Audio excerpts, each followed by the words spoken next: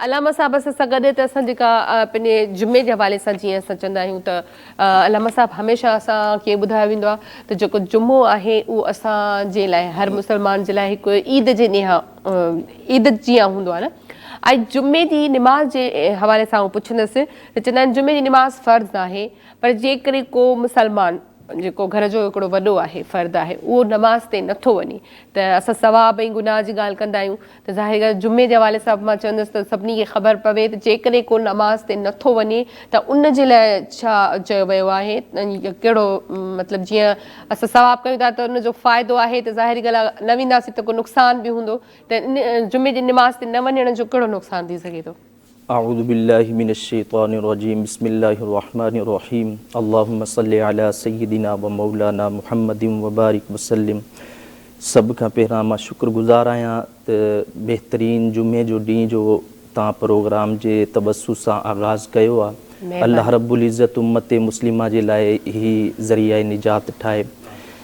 भलारो ॾींहुं आहे जुमे जो। जीअं सभ खां पहिरां हिन जी थोरी इंट्रोडक्शन, जुमे जो ॾींहुं जीअं हर मुसलमान मोमिन जी कोशिशि हूंदी आहे कि अॼु मां हफ़्तो खनि नमाज़ या मस्जिद में न वियो आहियां त अॼु ज़रूरु वञा, अॼु इबादत कयां।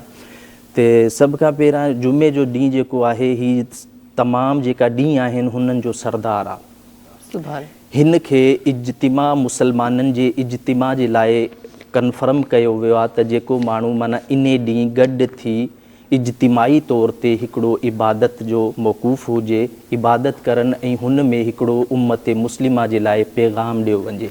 क़ुरान ऐं अहादीस जी रोशनी में माण्हू अचनि, गॾु थी ॿुधनि, पोइ उन्हनि ते अमल करनि।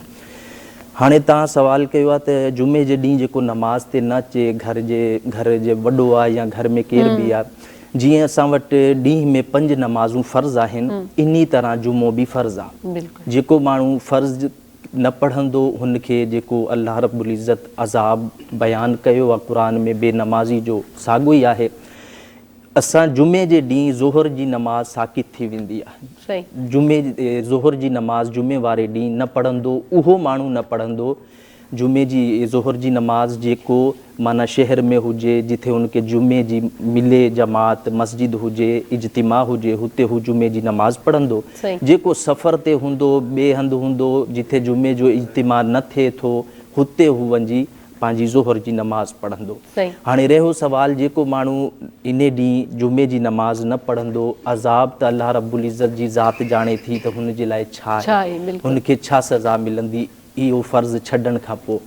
बहरहाल नमाज़नि जी वॾी ताक़ीद क़ुरान करीम में अल्लाह रब्बुल इज़्ज़त कई मक़ामात ते सभ खां ज़्यादा ताक़ीद नमाज़ जी फ़रमाई आहे। नमाज़ अक़ीमुस्सलात व आतु ज़का, जिथे ज़िक्र आयो आहे नमाज़ क़ाइमु करो, ज़कात अदा कयो। ही सभ खां वधीक आहे त मुसलमान 7 ॾींहं खां पोइ जुमे जो ॾींहुं अचे, कोशिशि करे हर कम खे छॾे, नया कपिड़ा पाए, ख़ुशबू हणे जुमे जो इहतिमाम करे।